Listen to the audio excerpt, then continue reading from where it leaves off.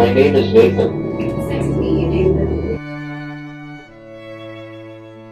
Hi, I'm Nancy Streeter, and I am related to to Nathan Streeter, in that I'm his mother.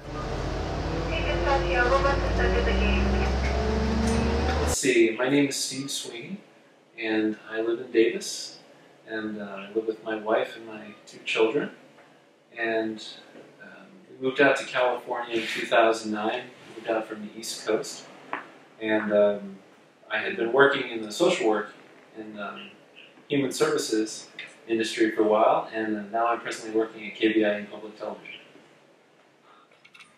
What are some of the challenges you faced as a support person to help people achieve their work goals?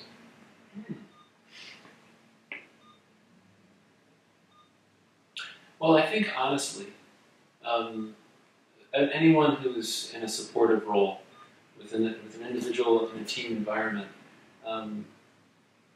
you want to make sure that you're not kind of asserting your own will or doing what I might want to do. It's really about hearing what the person who you're supporting wants to do, what their goals are, what their dreams are, and helping to facilitate those.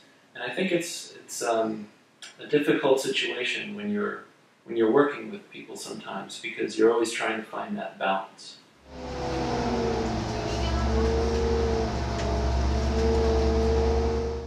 Well, Nathan, I came down to Sacramento a little more than 2 years ago, and of course I knew you from our work at Cosumnes River College, but in the last couple of years we have had 2 film festivals, we've done several big fundraisers called Sacramento Has Talent, and of course we operate Channel 17 and 18 as television broadcast signals for Sacramento County. So.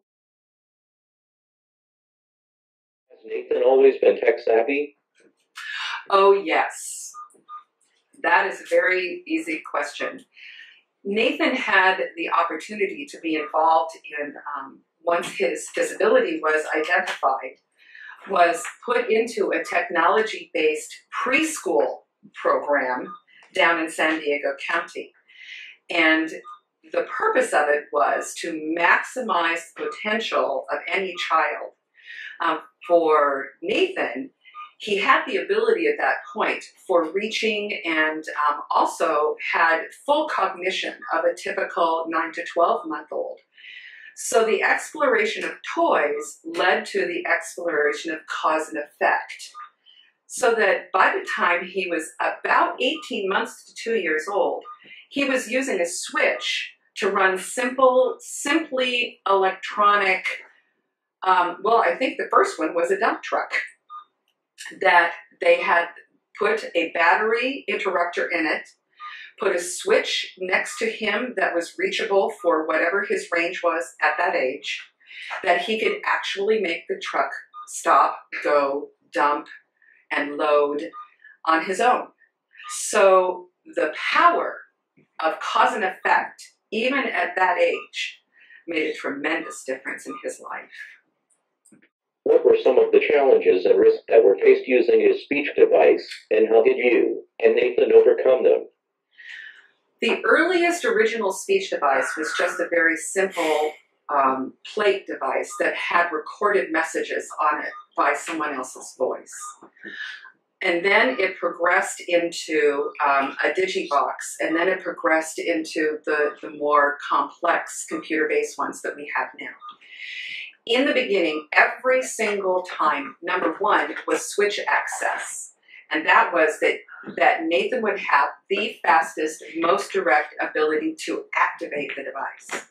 The second challenge on it was programming. And a lot of times the programs that were provided would give very basic information, but conversation goes beyond that and needs to have the personalized aspects of that. Early communications devices were difficult to program and also for Nathan to access because it required multiple page turns, is what I would call them. You couldn't put them all in one place for him so that he could easily move from one to another within a category. So that was one of the biggest challenges. And Nathan continued to overcome that. Our strategy became that we would see what he was most interested in accessing. We would find the things that he was using most often, and we began to program the device in quadrants of accessibility, so that the things that he wanted or seemed to talk about most often were the very first things that would be lit up on his device, and then would move through the quadrants down to those that were lesser of importance at the time. That allowed for more quick access for communications and a better conversation with Nathan.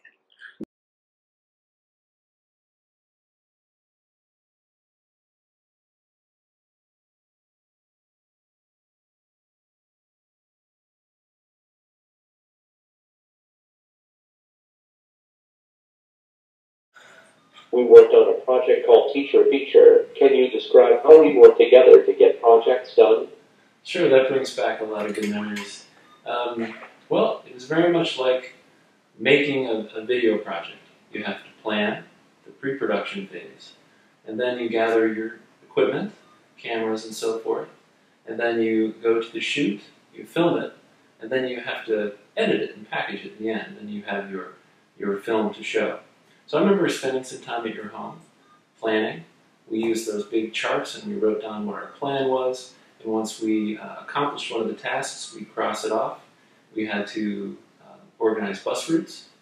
We had to contact your teacher ahead of time, your past teacher, and ask her, explain to her what we were doing, and determine if she was interested, and then make a plan to meet her. And then we went and filmed it, and then we edited it, and showed her the finished product. So it's in this orientation. For his first question, before I answer, just move the camera.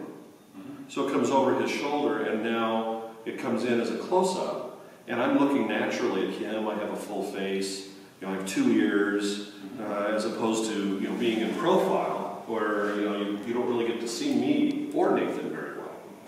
Which side would you suggest? To the left or right? Honestly, I would change it every time. If you do one interview where the camera's over his left shoulder, the next time I put a camera over his right shoulder.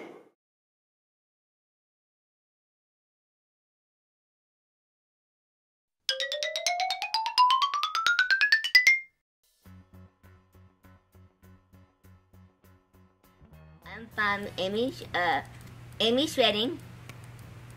I have my own business. How do new customers contact you? My new customers can call me or email me. Okay? What do you like best about running your own business?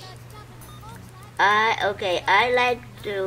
like marketing the best for my business so I can get more boxes to shred.